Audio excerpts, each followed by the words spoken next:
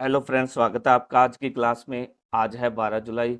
12 जुलाई सुबह तक के जो भी महत्वपूर्ण करंट अफेयर्स है वो इस क्लास के अंदर करवाए गए हैं। साथ में उनके बारे में विवरण भी दिया गया है। तो आप इस वीडियो को शुरू से लेकर अंत तक जरूर देखना। हाँ, एक बात और, अगर आपको हमारी वीडियो अच्छी लगती है तो आप हमारे चैनल को सब्सक्राइब और बेल आइकन पर क्लिक कर सकते हैं ताकि हमारी आने वाली वीडियोज़ आपको आसानी से मिल सके। हाल ही में हरियाणा में बसपा ने आगामी विधानसभा चुनावों के लिए किस पार्टी के साथ गठबंधन किया है? बताओ जी, किस पार्टी के साथ किया है? इनेलो के साथ, कांग्रेस के साथ, बीजेपी या जेजेपी? बसपा द्वारा आगामी विधानसभा चुनावों के लिए इनेलो पार्टी के साथ गठबंधन किया है। ठीक है जी। बहुजन समाज पार्टी और क्या इंडियन नेशनल लोकदल का आपस में गठबंधन हो गया है हाल ही विधानसभा चुनावों के लिए। ठीक है जी। और कुल सीटें कितनी है हरियाणा के अंदर? है 90 सीटें हैं। ठीक है, विधानसभा चुनाव की 90 सीटें हैं। उसमें से क्या है, बसपा 37 सीटों पर चुनाव लड़ेगी। ठीक है जी, बसपा 37 सीटों पर चुनाव लड़ेगी। और जो इनेलो है, इंडियन नेशनल लोकदल है, वो 53 सीटों पर चुनाव लड़ेगा। ठीक है जी। अभय सिंह चौटाला जी हैं इनेलो के, उनको सीएम चेहरा बनाया गया है। ठीक है जी। क्या है आगे, क्या है, चंडीगढ़ के बाहरी इलाके में नयागांव में बसपा के साथ एक संयुक्त संवाददाता सम्मेलन को संबोधित करते हुए अभय सिंह चौटाला ने कहा, यह गठबंधन स्वार्थी हितों पर आधारित नहीं है बल्कि लोगों की भावनाओं को ध्यान में रखते हुए किया गया है। चौटाला ने कहा, हरियाणा में हमने आगामी विधानसभा चुनावों को मिलकर लड़ने का फैसला लिया है। आम जनता ने भाजपा को सत्ता से बेदखल करने और कांग्रेस को सत्ता से दूर करने का मन बना लिया है, जिसने पहले 10 साल तक राज्य को लूटा है। ठीक है जी। आगे नेक्स्ट क्वेश्चन देख लेते हैं हमारा। हाल ही में वेलनेस ब्रांड हूप की ब्रांड एम्बेसडर कौन बनी है? बताओ जी, कौन बनी है हाल ही में? जो ब्रांड है हूप की ब्रांड एम्बेसडर, वो बनी है जी हमारी पीवी संधू। ठीक है जी, ऑप्शन 2 राइट आंसर है, पीवी संधू। पीवी संधू द्वारा क्या है, ओलंपिक पदक विजेता और दिग्गज बैडमिंटन खिलाड़ी हैं ये पीवी संधू जी। ठीक है। इन्होंने व्यापार जगत में अपना महत्वपूर्ण कदम उठाया है। ठीक है। उन्होंने गुरुग्राम में स्थित वेलनेस ब्रांड हूप में एक निवेशक और ब्रांड एम्बेसडर के रूप में शामिल हुई हैं ये। ठीक है। यह घोषणा क्या है, सिंधु के करियर में एक नया मील का पत्थर है। ठीक है, जो बैडमिंटन कोर्ट से परे उनके बढ़ते उद्यमिता और ब्रांड निर्माण के प्रति रुचि रखता है। अब बात करें हूप कंपनी की। हूप कंपनी की स्थापना कब हुई? 2022 के अंदर। ठीक है जी। इसका हेड ऑफिस कहाँ स्थित है? ये गुरुग्राम में स्थित है। ये जो कंपनी है, कंपनी का हेड ऑफिस है, ठीक है जी, वो गुरुग्राम के अंदर स्थित है। ठीक है। यह सक्रिय जीवन शैली, यह जो ब्रांड हूप है, यह सक्रिय जीवन शैली के लिए विशेष रूप से कैटरिंग करने वाला भारत का पहला वेलनेस ब्रांड है। ठीक है जी। कंपनी ने प्रतिस्पर्धात्मक वेलनेस बाजार में तेजी से अपनी पहचान बनाई है। ठीक है जी। इसका मुख्य जो है कार्य क्या है, ब्रांड हूप का? ब्रांड हूप क्या करता, क्या है, यह क्या प्राकृतिक सामग्रियों की तरफ क्या है लोगों का ध्यान केंद्रित करता है।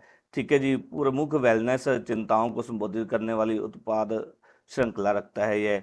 ठीक है। प्रभावी दर्द प्रबंधन, नींद में सुधार, तनाव करना और वर्कआउट में वृद्धि की ओर लोगों का ध्यान केंद्रित करता है। आगे नेक्स्ट क्वेश्चन देख लेते हैं जी हमारा।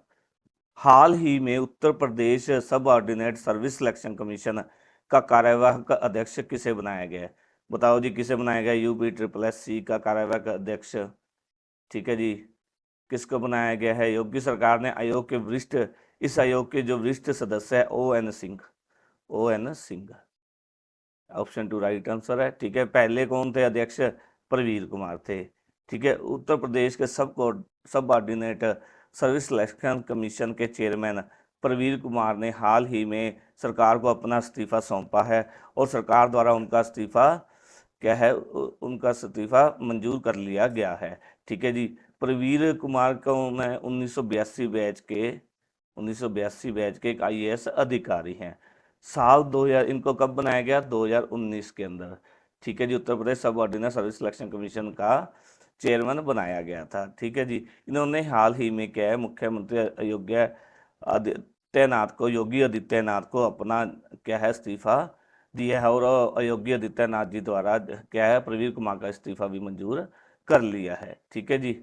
उत्तर प्रदेश सरकार ने अधीनस्थ सेवा चयन आयोग के कार्यवाहक अध्यक्ष को नियुक्त कर दिया है। ठीक है, कार्यवाहक अध्यक्ष कौन है? ON सिंह है, जिन्हें क्या है योगी सरकार द्वारा आयोग के वरिष्ठ सदस्य ON सिंह को कार्यवाहक अध्यक्ष बना दिया गया है। आगे नेक्स्ट क्वेश्चन देख लेते हैं जी हमारा।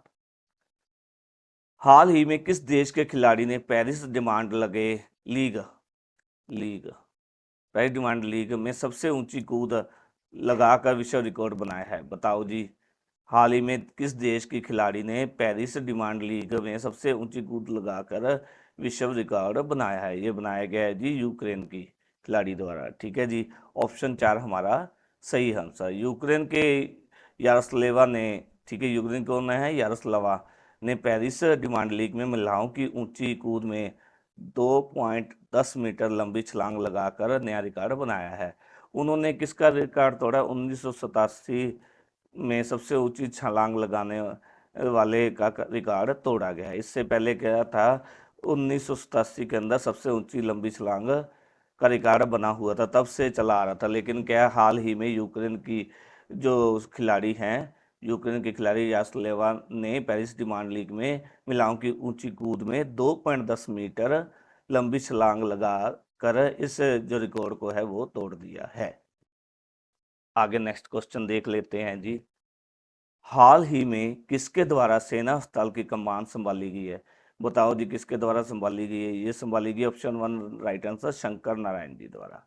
ठीक है जी, लेफ्टिनेंट जनरल शंकर नारायण ने आर्मी हॉस्पिटल, ठीक है, सेना अस्पताल की कमान संभाली है, सर्च एंड रेफरल की कमान संभाली है। लेफ्टिनेंट जो जनरल नारायण की सैन्य चिकित्सा की शुरुआत कब हुई थी? 1982 के अंदर। ठीक है, 1982 बैच का हिस्सा थे ये। ठीक है जी, और यहीं से उनके जो है करियर की शुरुआत भी हुई थी।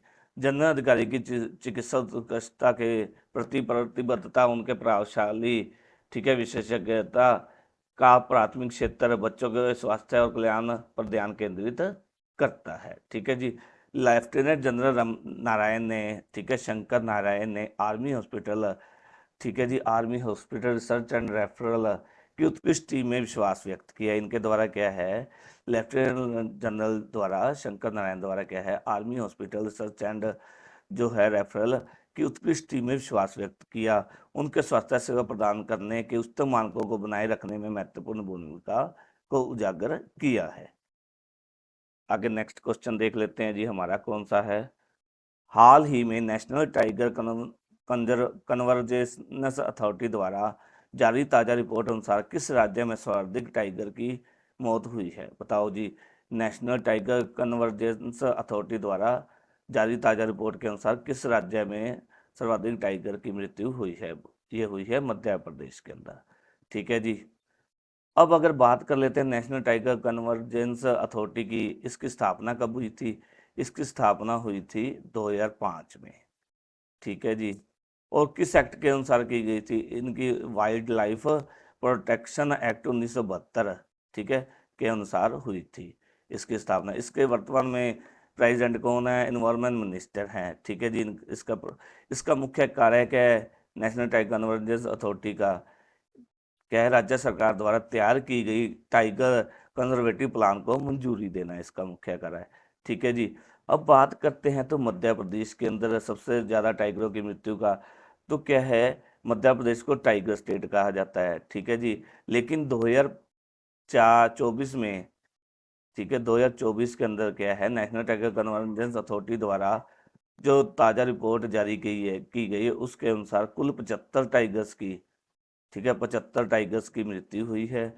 ठीक है जी, इनमें से केवल जो है 75 टाइगर, केवल मध्य प्रदेश के अंदर क्या है? 23 टाइगरों की मृत्यु हुई है। इनमें से पिछले 6 महीने में अकेले मध्य प्रदेश के बांधवगढ़ टाइगर रिजर्व में मृत्यु हुई है, 12 बाघों की मृत्यु हुई। ठीक है जी, कुल 23 बाघों की मृत्यु हुई मध्य प्रदेश के अंदर। ठीक है, इनमें से 12 बाघ क्या थे? 12 टाइगर्स की मृत्यु कहाँ पर हुई? अकेले बांधवगढ़ में हुई है, टाइगर रिजर्व में हुई है। अगर हम महाराष्ट्र की बात करें, महाराष्ट्र के अंदर 14 टाइगरों की मृत्यु हुई है। ठीक है जी, महाराष्ट्र के अंदर 14 टाइगरों की। और कर्नाटक के अंदर, कर्नाटक की बात करें तो इसमें 12 टाइगरों की, सॉरी, मृत्यु हुई है। ठीक है जी। अब 2022 में जो रिपोर्ट जारी की गई थी, टाइगर्स रिपोर्ट, ठीक है, जारी की, उस समय टाइगर्स की संख्या कितनी थी? 3682 थी 2022 की रिपोर्ट अनुसार। ठीक है, कुल 3682 थी, उसमें से अकेले मध्य प्रदेश के अंदर कितने थे? मध्य प्रदेश के अंदर थे 785 टाइगर। ठीक है जी। आगे नेक्स्ट क्वेश्चन देख लेते हैं हमारा। हाल ही में स्टिंगर मिसाइल किस देश द्वारा निर्मित की गई है? बताओ जी, किस देश द्वारा निर्मित की गई है? अमेरिका, जापान, ताइवान या उपरोक्त में से कोई नहीं? ये की गई है जी अमेरिका के द्वारा। ठीक है जी। हाल ही में चर्चित स्टिंगर मिसाइल क्या है? अमेरिका द्वारा निर्मित की गई है। FIM-72, FIM, ठीक है जी, 72 स्टिंगर मिसाइल है, जो एक मानव पोर्टेबल सतह से हवा में अगर क्या मार करने वाली मिसाइल है, जिसे अमेरिका द्वारा रक्षा उद्योग द्वारा डिजाइन और निर्मित किया गया है। यह प्रणाली कब से अमेरिका सेना में शामिल हुई? यह हुई है 1981 से। ठीक है जी। आगे है जी, हाल ही में किस राज्य के पक्षी की आबादी बढ़ी है? बताओ जी, किस राज्य के पक्षी की आबादी बढ़ी है? ये बढ़ी है सारस की। ठीक है जी। उत्तर प्रदेश का जो राजकीय पक्षी है सारस, उसकी आबादी हाल ही में उत्तर प्रदेश के अंदर बढ़ी है। उत्तर प्रदेश वन विभाग द्वारा जारी रिपोर्ट 2024 के अनुसार, क्या ग्रीष्मकालीन जनगणना के आंकड़ों के अनुसार राजकीय पक्षी सारस की कुल आबादी 19,918 हो गई है। जो पिछले वर्ष कितनी थी? वो थी पिछले वर्ष 19,522, 2023 के अंदर। ठीक है, 2023 के अंदर कितनी थी? 19,522 सारस पक्षियों की गिनती। ठीक है, और अब इस साल कितनी हुई? 2024 की रिपोर्ट अनुसार यह बढ़कर 19,918 हो गई। यह पिछले साल की तुलना में कितनी वृद्धि हुई? 396 सारस पक्षी की वृद्धि हुई है। ठीक है जी। आगे हम कुछ महत्वपूर्ण करंट अफेयर्स देख लेते हैं।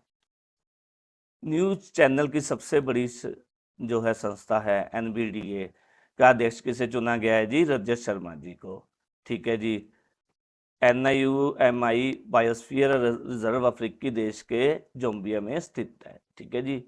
न्यूमी बायोस्फीयर रिजर्व अफ्रीकी देश जाम्बिया में स्थित है। ठीक है जी। तेलंगाना राज्य का पुलिस महानिदेशक किसे नियुक्त किया गया है? ये किया गया डॉक्टर जितेंद्र जी को। ठीक है जी।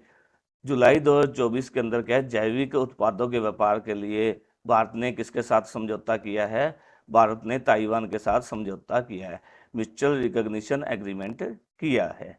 आगे बात कर लेते हैं, कोलंबो सुरक्षा सम्मेलन का 5वां सदस्य कौन बना है? बांग्लादेश बना है। आगे है जी, हाल ही में डुरंड कप टूर्नामेंट 2024 की ट्रॉफियों का अनावरण किसके द्वारा किया गया है? यह किया गया जी भारत की राष्ट्रपति द्रौपदी मुर्मू जी द्वारा किया गया है। बिम्स्टेक में विदेशी मंत्रियों का दूसरा सम्मेलन कहाँ पर हुआ है?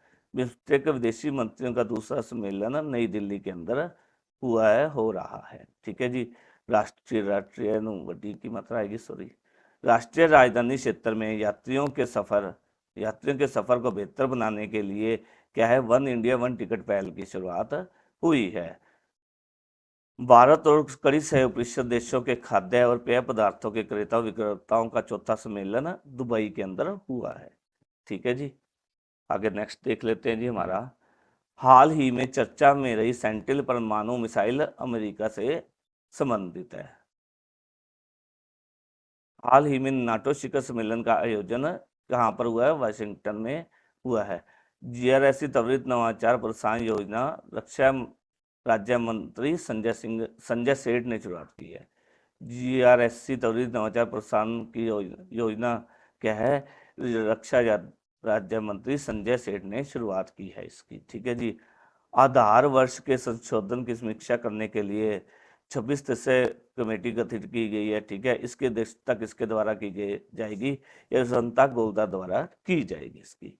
ठीक है जी। आगे है जी, मध्य प्रदेश के जो मुख्यमंत्री है मोहन यादव जी द्वारा क्या है? लोकपथ मोबाइल ऐप की लॉन्च की गई है। ठीक है जी। राष्ट्रीय चिकित्सा आयोग का अध्यक्ष किसे बनाया गया है? डॉक्टर BN गंगाधर को बनाया गया है।